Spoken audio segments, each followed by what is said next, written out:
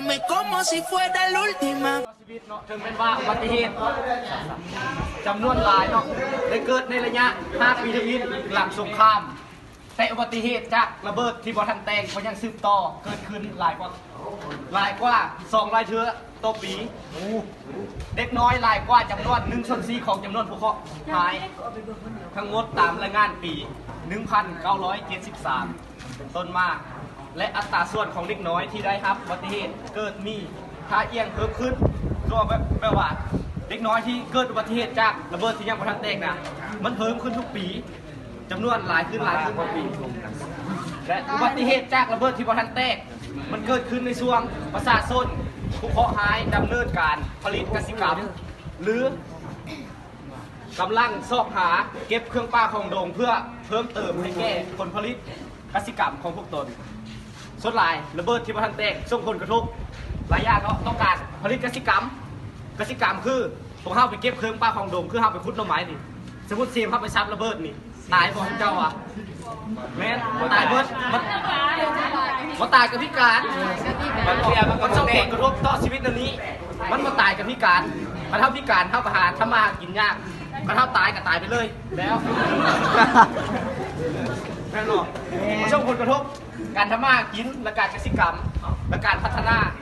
ของระเบิดบอทีมมันระเบิดแล้วเขาก็สามารถเฮ็ดกสิกรรมได้เขาปลูกพังบ่ได้เนาะแต่ว่าระเบิดมันมีสารเคมีแม่ระเบิดมีสารเคมีหลาย ก็คือว่าแบบว่าก้อนที่มีระเบิดแตกขึ้นมาหรือว่าระเบิดเกิดขึ้นมาอันเข้าไปปลูกอ่ะโมแม่นว่าปลูกบ่ได้ปลูกได้แต่ว่าผลผลิตมันสีบ่ออกมาดีเท่าที่ควรที่เขาตั้งเป้าหมายไว้มีคำถามบ่เนาะระเบิดมีแต่เล็กน้อยกันถาม แตกเสร็จเลย ระเบิด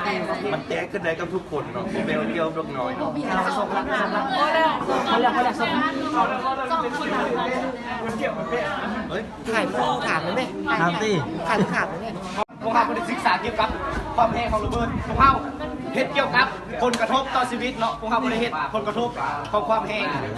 อันเห็นช่วงเห็นจังเห็นที่นั่นๆนี่จับไปมันก็ขึ้นกับประเภทเจ้าเสียไป 9ประเภทเนาะ สองคำถามจบ เขาสามารถจับได้เนาะต้องต่อเจ้าหน้าที่ทางผู้เก็บกู้ระเบิดเนาะสมมุติจะไปจับกู้มันแตะปามเป็นกระเซียนเลยตับแตกเจ้าเห็นเฮ้ยเขาสมมติว่าเจ้าเห็นเจ้าการจับบ่เห็นบ่จะต้องติดต่อเจ้าหน้าที่เป็นบ่โอเคจบแล้ว คำถามต่อไปเด้อ El puri sobresale de tu traje. No trajo panticito pa' que el nene no trabaje. Es que yo me sé lo que ella cree que ya se sabe. Cuenta que no quiere, pero me tiene espionaje. El puri sobresale de tu traje. No trajo panticito pa' que el nene no trabaje. Es que yo me sé lo que ella cree que ya se sabe. Cuenta que no quiere, pero me tiene espionaje. Báilame como si fuera la última vez. Y enséñame ese pasito que no sé, un besito bien suavecito, bebé. Taqui, taqui, taqui, taqui, rumbo.